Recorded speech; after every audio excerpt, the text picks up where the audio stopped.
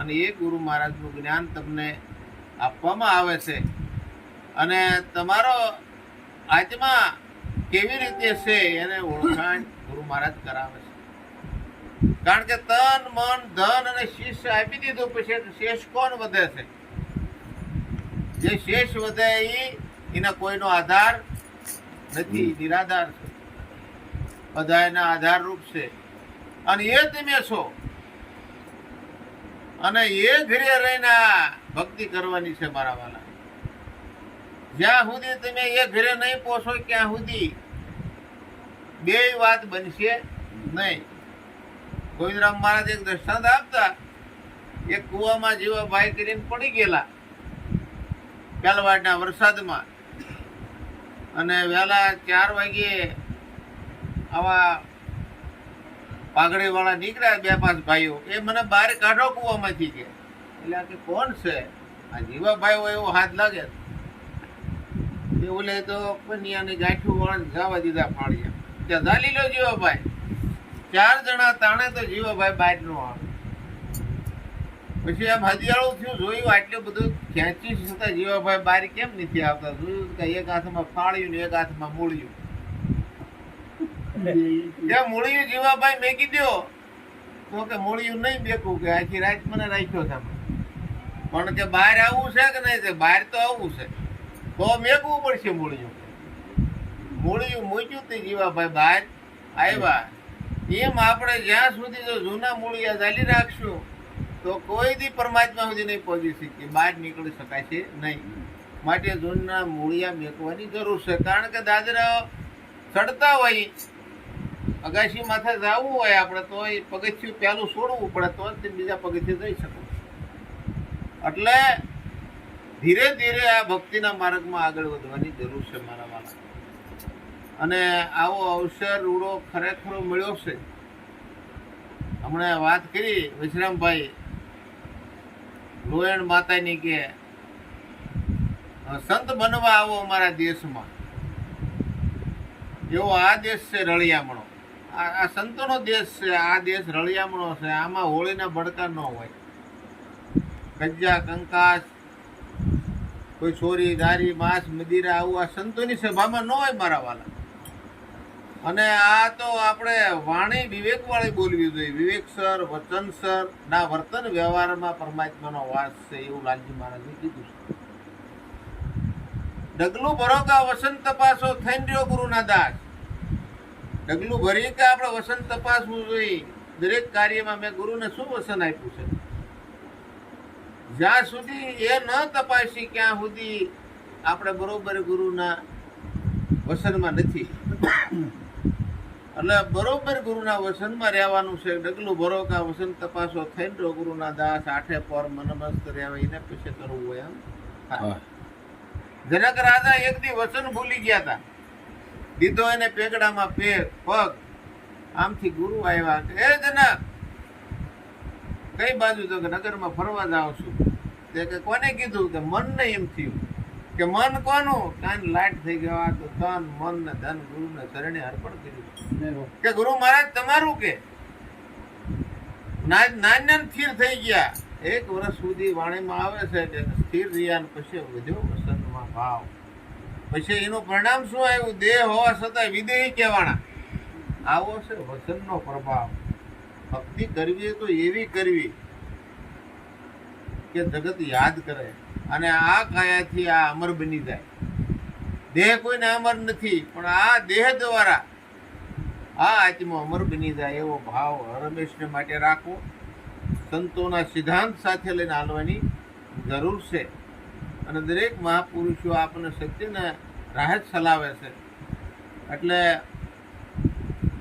યથાર્થ વસ્તુની જેને શાન જાણે પાનબાઈ એને કરવું ન પડે બીજું કાંઈ. જપ તપ રપ તપ કે યોગ એવું કાંઈ કરવું પડે નહીં. કારણ કે ગીતાજીમાં ભગવાને હમણાં જ મહાત્માએ કીધું કે હું જપ તપ વ્રત તીરથ યજ્ઞ વિડીયો મળું એવું નથી. કારણ હમણાં મહાત્માએ એક વાત કરી કે વાત વાતમાં વાલો અઢળક ભેળ્યા. જયરામ ભગતની વાણી હતી એમાં કાંઈ દેવું પડ્યું નહીં.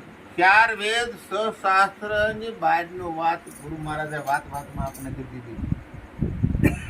કારણ કે પરમાત્મા છે લખવામાં આવે એવું નથી, અલગ છે, નિરંજન છે, નિરાકાર છે. પરમાત્મા કેવો છે? અલગ, લખવામાં ન આવે. નિરંજન નિરાકાર, કોઈ આકાર વાળો નથી. એટલે પરમાત્મા એક તમારું સ્વરૂપ છે. એટલે ઘટો ઘટમાં એક જ મારો વાલો રમી ગયો છે. એટલા માટે સંત મહાપુરુષો આપણને ડગલું ભરો કા તમે વતન તપાસીને ચાલો એવી વાત ભલામણ કરે છે. અને એક વાણીમાં કીધું છે કે સમજો નહીં શાન ગુરુની, એ મનખ્યામાં મોજ સુમાણી, જેને જાણી નથી જુગતી પ્રાણી, મિથ્યા જન્મ ગુમાવ્યો જાણી. હું છું કોણ ને ક્યાંનો રહેવાસી, ખબર નથી તલવાર. બડો બડાઈની વાતું કરે છે, જાણે નહીં આ ક્ષેત્રનો સાર. સમજો નહીં શાન ગુરુની, એ મનખ્યામાં મોજ સુમાણી, જેને જાણી નથી જુગતી પ્રાણી, મિથ્યા જન્મ ગુમાવ્યો જાણી. ધર્મ સાથે લઈ કરી લો ધીંગાણું, ન્યાય નીતિને લઈ. ધર્મ સાથે લઈ કરી લો ધીંગાણું, ન્યાય નીતિને લઈ. કાયાના સોર છુપાવા લાગે, તો બુદ્ધિ સાથે લઈ સમજી લો શાન ગુરુની, એ મનખ્યામાં મોજ લ્યો માણી, જેને જાણી નથી જુગતી પ્રાણી, મિથ્યા જન્મ ગુમાવ્યો જાણી. શાન ગુરુની શિર પર ધરીને આત્મ લે ઓળખાય. શાન ગુરુની શિર પર ધરીને આત્મ લે ઓળખાય.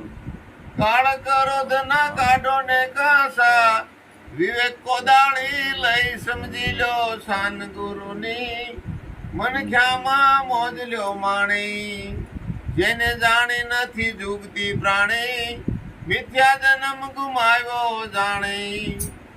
દાસ જયદેવ ને ગુરુ ધર્મદાસ મળ્યા ને થઈ અલખની જાણ. દાસ જયદેવ ને ગુરુ ધર્મદાસ મળ્યા ને થઈ અલખની જાણ. જાણે થતા નહીં જોયા જગદીશ ને, જાણે થતા નહીં જોયા જગદીશ ને, મોટી 84 ખાણ સમજી લો શાન ગુરુની, મનખ્યામાં મોજ લ્યો માણી, જેને જાણી નથી જુગતી પ્રાણી, મિથ્યા જન્મ ગુમાવ્યો જાણી. સરસ મજાના સંતોનો અનુભવ છે. જેને જાણી નથી જુગતી પ્રાણી, મિથ્યા જન્મ ગુમાવ્યો જાણી. જે સદગુરુ પાસે જઈને જેને પરમાત્માને પામવાની જુગતી નથી જાણી, એને મિથ્યા જન્મ ગુમાવ્યો છે જાણી જાણે. એટલે સદગુરુ શરણે જઈ અને આ જુગતી જાણી લેવાની જરૂર છે. દરેક સંતોની આવી ભલામણ છે. એટલે આવો રતન પદાર્થ જેવો માનવ દેહ મળ્યો છે, એ આપણો દેહ લેખે લાગે અને આપણે 84ના ચક્રમાંથી છૂટી શકીએ. ધર્મ સાથે લઈ કરી લો ધીંગાણું, ન્યાય નીતિને લઈ. ધર્મ એટલે શું? નીતિ વાળું જીવન આપણું. નીતિ છોકવાની નથી. નીતિ નારાયણ આપણે કહીશું ને. ધર્મ સાથે લઈ કરી લો ધીંગાણું, ન્યાય નીતિને લઈ. તો આ કાયાના સોર છુપાવા લાગે, કબૂદી સાથે લઈને. કાયાના સોર કોણ છે? કામ છે, ક્રોધ છે, મદ છે, મોહ છે, રાગ છે, દ્વેષ છે, ઈર્ષા છે. આ બધા તમારી સાથે જો ધર્મ હશે તો આ બધા તમને કોઈ હેરાન કરશે નહીં. એટલા માટે સદગુરુના શરણે જઈ અને આ વાત જાણી લેવાની જરૂર છે. ને આવી કુટેવો આપણામાં નીકળી જાય, આ સોર નીકળી જાય તો આપણું જીવન પવિત્ર થઈ જાય. અને જીવન પવિત્ર થાય તો જ આપણે પરમાત્મા સુધી પહોંચી શકીએ. અને આવો સરસ મજાનો માનવ દેહ મળ્યો છે રતન પદાર્થ જેવો, વારંવાર નથી મળવાનો. દરેક સંતોએ આપણને સત્યના રસ્તે ચાલવાની વાત કરી છે બાપજી. માટે હમણાં સરસ મજાની ઓલા બેન વાણી બોલ્યા કે સદગુરુએ સુરતાના સદપણ કીધા, સંતોને તેડાયું રૂડા લગનિયા લીધા. શબ્દ અને સુરતાની વાત છે. શબ્દ આર્ય સુરતાનું મિલન થઈ જાય, શબ્દ અને સુરતા પારખી જાય. સુરતા કોને કહેવાય? જેનું પારખપદ આપણી પાસે છે એને સુરતા કહેવાય. સવારામ બાપાએ કીધું કોઈ સુરતા સુગડ સમેટે તો આ ઘટમાં સાહેબ હેઠે પડ્યું છે ને ગોતે ને ગોતે શેટે શેટે ક્યાંથી સાહેબ ભેટે. કોઈ સુરતા સુગડ સમેટે તો આ ઘટમાં સાહેબ ભેટે. એટલે સદગુરુ સુરતા અને શબ્દનો એક ઘર કરાવે. સુરતા જે છે એ શબ્દને પારખી લે અને બરોબર એમાં સ્થિર થઈ જાય તો એનો બેડો પાર થઈ જાય એવું છે. માટે જાગી જવાની જરૂર છે. પછી ચાર જુગની સોરી સીતરાવી પ્રેમના બાજુથી દીધા ઢાળે. ચાર જુગની એટલે બાલ્ય અવસ્થા, યુવા અવસ્થા, પ્રૌઢાવસ્થા, વૃદ્ધાવસ્થા. ચાર જુગનો આપણો આ દેહ છે સોરી છે. ચાર જુગની સોરી સીતરાવીમાં પ્રેમના બાજુ પ્રેમ બન્યા પરમાત્મા રહી જાય નહીં. પ્રેમ છે એ પરમાત્માનું રૂપ છે મારા વાલા. ચાર જુગની સોરી સીતરાવી પ્રેમના બાજુથી દીધા ઢાળે. સોરીમાં બેઠો વર હાથ પગ વિજ્ઞાનો પરમાત્મા છે, અવયવ રહિત છે. આ સોરીમાં જો હાથ પગ વાળો પરમાત્મા થામે નહીં. પરમાત્મા નિરંજન નિરાકાર છે. એટલે સાવધાનનો શબ્દ આવ્યો કે કન્યાને પધરાવો. સદગુરુ મહારાજે આમાં પ્રાગટ્ય કર્યું કે સુરતા આવે ને એના પીવને પારખી લે.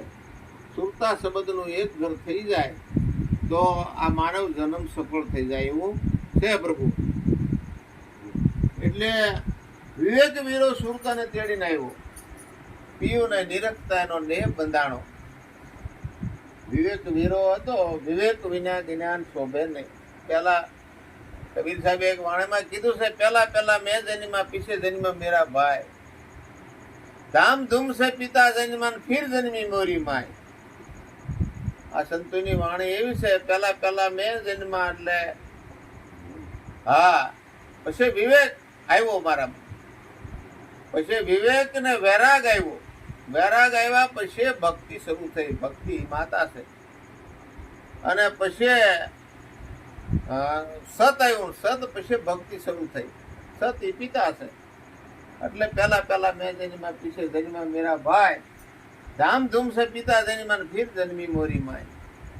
એટલે આવું સંતોની વાણીને સમજવા માટે ઘણો એમ મથામણ કરવી જરૂરી છે, જરૂરી પડે છે. અને આવો અવસર વારંવાર નથી આવતો. અને આ બધા સંતોની હાજરીમાં આ જ્ઞાનની વાત કરે છે. એટલે વિવાદો વીતી જાય અને પછી સર્વ સંતો હોવાની જગ્યાએ જતા રહે છે. આવા નટવરદાસની વાણીમાં સરસ મજાનો સુરતા શબ્દના વિવાહની વાત કરી છે. અને આ વિવાહ આપણા બધા સંતો બેઠા ને બધાને એમાં પસાર થઈ ગયા છે. અને એ જ્ઞાન બધાને છે, પોતાના સ્વરૂપનું જ્ઞાન છે. હર પણ આપણા સ્વરૂપનું જ્ઞાન યાદ રાખવાનું છે. હું તો આદિમાં છું, અજર છું, અમર છું, અવિનાશી છું. ત્રણેય કાળમાં મારું મૃત્યુ નથી. અજ્ઞાન અંધારું આમાં નીકળી જવું જોઈએ. એક પણ જો અજ્ઞાનનો ડાઘ હશે તો આ સમજાશે નહીં. કારણ કે આ પ્રગટનો મહિમા છે. ગોરખ કે જાગતા નર સેવો તો મળે નુરીજન દેવ. આ પ્રગટનો મહિમા છે. ભીતે છિતરેલો બાણ ને અંજવાળાની આશા કરો તો મેળ પડે એવું નથી. એટલે જાગૃતિ જ્યાં સુધી નહીં આવે પોતાના નિજ સ્વરૂપમાં, અજ્ઞાન અંધારું નહીં મટે. બધે કણે કણમાં પરમાત્મા છે, પણ કેવી રીતે છે એ જાણવાની જરૂર છે. ભગવાને ગીતાજી મેં કીધું છે કે હું ત્રિગુણી માયાની ઓથે છું, રજોગુણ, તમોગુણ ને સત્વગુણ. ત્રિગુણી માયાના ત્રણ પડદા હટે તો સોરે આપણને પરમાત્માના દર્શન થાય અને આયા પણ થાય. પણ ત્રિગુણી માયાના ત્રણ પડદા હટવા જોઈ. ત્રણ પડદા હટાડવા માટે એવા તત્વદર્શી સદગુરુના શરણે જવાની જરૂર છે. એટલે એક વાણીમાં કીધું છે કે હારે તારા ઘટમાં ગોવિંદ બોલે, હારે તારા ઘટમાં ગોવિંદ બોલે. બહાર એને સીત ગોતે, બહાર એને સીત ગોતે, દીવલણા બહાર એને સીત ગોતે, બહાર એને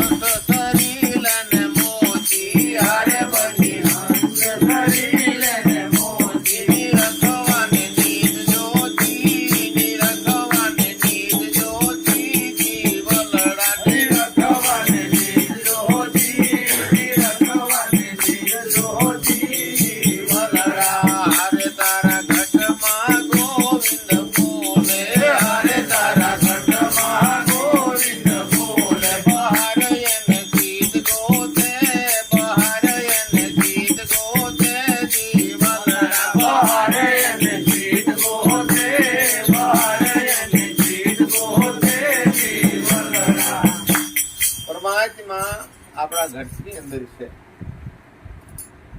અને એના દર્શન કરવા તત્વજ્ઞાનની જરૂર પડે મારા વાલા. તુલસીદાસ મહારાજે કીધું છે કે જેને રામાયણની રચના કરી છે, ઘટમાં હૈ સુદત નહીં લાનત એસી જીત તુલસી સંસાર કો કે ભયો મોતીઓ બિન. અજ્ઞાન રૂપી જ્યાં સુધી મોતીઓ હોય ત્યાં સુધી આપણા ઘટની અંદર પરમાત્માના દર્શન ન થાય. પણ મહાત્માએ કીધું કેટલો હાજર છું, ખવડાવું, પીવડાવું, સુવડાવું, જગાડું, તમામ ક્રિયા મારા વડે થાય છતાં આ જીવાત્મા મને ઓળખતો નથી. અને એને ઓળખવા માટે જ આવા તત્વદર્શી સદગુરુ શરણે જવાની જરૂર છે મારા વાત. એટલે ઘટમાં ખાણ હીરાની એને ગોત્યા વિનાનો અજ્ઞાની તમારા ઘટની અંદર પરમાત્મા હીરાની ખાંડ રૂપે બિરાજમાન છે. પણ એ આપ બળે છૂટી શકાય એવું નથી, મેળવી શકાય એવું નથી. તો તત્વદર્શી ગુરુ મળી જાય તો એ નક્કી કરાવી દે. કારણ કે અજ્ઞાન ત્રણ અવરોધે મૃગ કસ્તુરીને ગોતે. ઉદાહરણ આપ્યું છે, મૃગની નાભીમાં કસ્તુરી છે, સુગંધી નાભીમાંથી આવે છે, પણ એને ખબર નથી ને વનમાં બધે ભટકે. પણ કોઈ માલિમી પુરુષ મળી જાય તો કે ભાઈ કસ્તુરી તારી નાભીમાં છે તો આની ધોવાડ મટી જાય એવું છે. એટલે પડ્યું છે ને ગોતે નહીં, ગોતે શેઠે શેઠે ક્યાંથી સાહેબ બેઠે, કોઈ સુરતા સુગડ સમેટે તા ઘટમાં સાહેબ બેઠે એવું છે. માટે હંસ બની જવાની જરૂર છે ને. આ તો બધા હંસની સભા છે. હંસની સાસમાં એવી ખટાશ હોય કે દૂધને પાણી ભેળું કરીને આપો તો દૂધ લઈ લે અને પાણી ભળ્યું રહેવા દે. એમ આ તો હંસો છે, સત્ય વસ્તુ ગ્રહણ કરી લે ને સત્ય ભળ્યું રહેવા દે. માટે આવો અવસર વારંવાર નહીં મળે. રતન પદાર્થ જેવો માનવ દેહ છે કે આ જગતમાં જન્મ મળ્યો માનવ અવતાર. કહે જયદેવ આતે મારા ઓળખ્યા નહીં તો એડે ગયો અવતાર. આજ મને ઓળખીને રામદેવ પીરે પણ કીધું છે, એ અરજી દેહ ભાવ મટાડો.